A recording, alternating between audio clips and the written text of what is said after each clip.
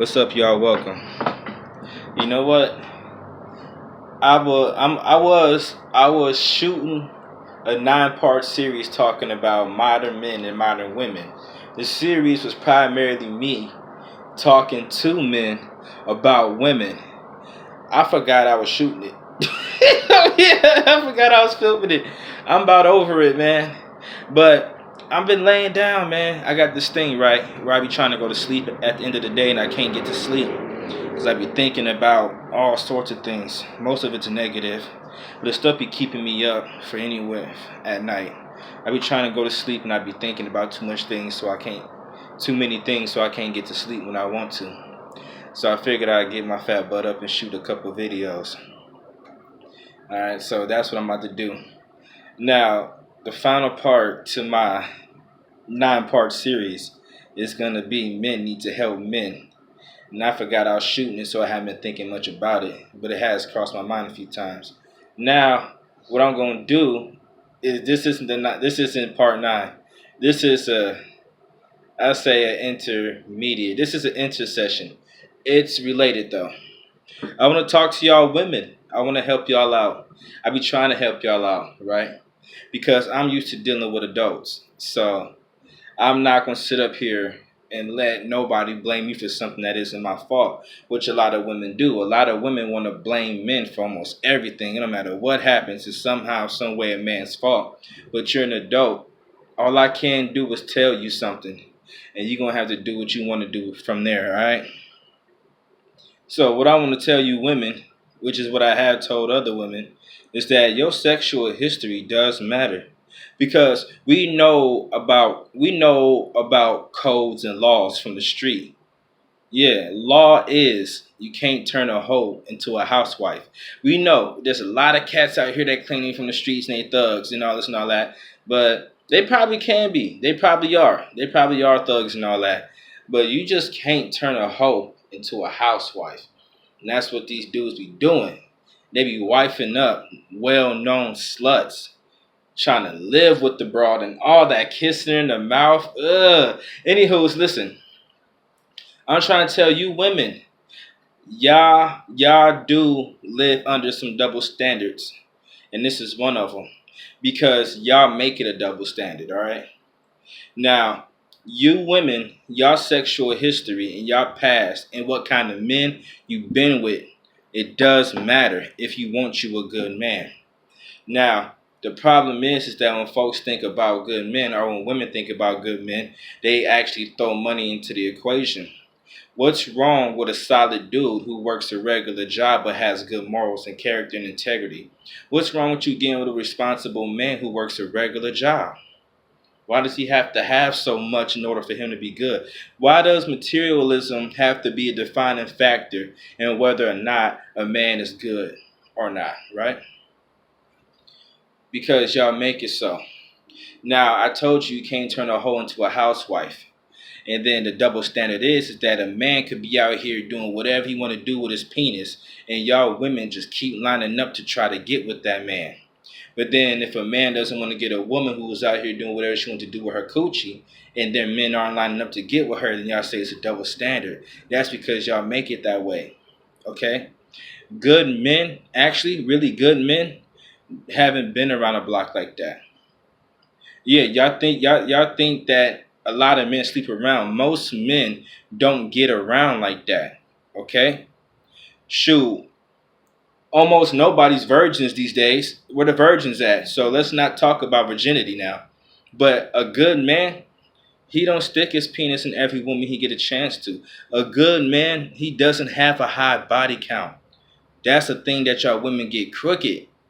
Y'all get this stuff so crooked. A good man doesn't have a high body count because he knows his value as a person. And he knows his value with his penis. So he wasn't out here sticking his penis in every single woman that he could have. A good man actually doesn't have a lot of sex. You know why? Because he's expecting a good woman. And in a good man's mind, a good woman wouldn't have done either. Haven't done it either, okay? So my primary message to y'all women is that y'all sexual history and y'all past and who y'all been with, it does matter a lot to a good man. But a good man doesn't have to be rich. He doesn't even have to have an abundance of money. A good man is a responsible man. He's a humble man. He's a respectable man. And he has self-control. So my message to y'all women, don't let no man between your legs that isn't responsible, who doesn't have good character. Don't let a man who lacks integrity in between your legs at all. And don't let him in between your legs without a condom. And then if you're gonna go that far, don't let him in between your legs without a condom and spit his seed inside of you. Because that's what a lot of women are out here doing. I be trying to tell chicks this when I get a chance. Because there's a lot of single mothers out here because of that. Y'all get with these men who are not responsible, but you find them sexually attractive. They probably ran good game on you. Or maybe they made you feel some type of way. Who knows? Who cares, really? But time passed and you look up and you struggling. You know why you're struggling? Because you're a single mother. You know why you're a single mother? Because you out here running around with some kids that belong to this man. He was all sorts of things. He could have been everything good and positive, good and bad, right? But he wasn't responsible. He didn't want to be with you long term. He had no intentions on being with you long term. But you let him in between your legs. And you let him in between your legs with no condom. And you let him in between your legs with no condom, and you let him spit his seed inside of you. And then your child came out, but he had no intention of being around you or that kid. And you having a kid by him, or even 2 or 3 or 4 of them, that wouldn't change his mind. He was after one thing and one thing only. What was between your legs? He wanted that coochie. But your coochie, you didn't value it. You know why? Because you done let too many men between your legs already. So why was you gonna act funny with him? And then for some of y'all women, when I said value your coochie, I mean that you know that you are more than your coochie, so not every man can have it. All right. Now, some of y'all women, y'all want to give the coochie to certain dudes, and then withhold the coochie from other dudes as if that doesn't make you a hoe. I told you, your history does matter. That's where I have a problem. Dealing with chicks who want to hold themselves out, and then when they swing my way, then all of a sudden Ocean got to be their boyfriend. And I can't do that because I know the law. Law is, you can't turn a hoe into a housewife. I'm not expecting to do it. All right?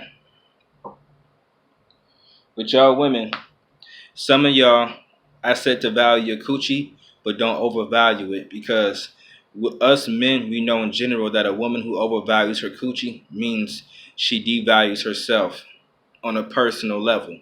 As in, your mind is weak. You probably got a garbage personality. Your conversation is trash because you're dumb. And then your soul and your spiritual presence is okay. And that's what I found. A lot of chicks who try to play, a lot of chicks, they use their coochie as if that's their only option. If you were a valuable woman, or if you were a good woman, the last thing that a man would be thinking about, I ain't gonna say the last thing, but a man wouldn't be zeroed in on your coochie if you had a personality, if your brain was together, if you were smart, if your head was right, okay? If you had a real soul and you lived according to your soul. A man wouldn't be tripping too much off your coochie. He wouldn't be hunting the coochie. He'd be hunting you because of who you are and what you are and what you do. Okay? A lot of y'all women, y'all get with these irresponsible men, and y'all have kids with these irresponsible men. Or y'all find yourself falling in love with these irresponsible men. The next thing you know, you're bitter. Bitter as a mug, and you're getting older. You waste the best years of your life to get you a good man. But the average good man wasn't good enough. He had to be extraordinary. But this other dude, because he had it going on, because he was sexy, maybe whatever else, who knows how you saw him? But he wasn't a responsible man. He wasn't a man of character. He wasn't a man of integrity.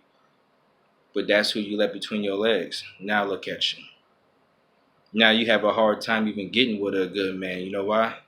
Because you expect a good man to fall prey to your coochie. The power of the coochie isn't a good man's kryptonite. It isn't. The power of the coochie isn't a good man's kryptonite.